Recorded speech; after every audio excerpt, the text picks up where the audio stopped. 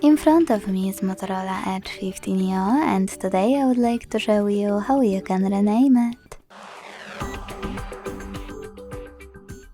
Begin by opening Settings and scrolling all the way down to tap on About Phone. Then hit Device Name and type in wherever you want to. When you finish, hit OK. So click.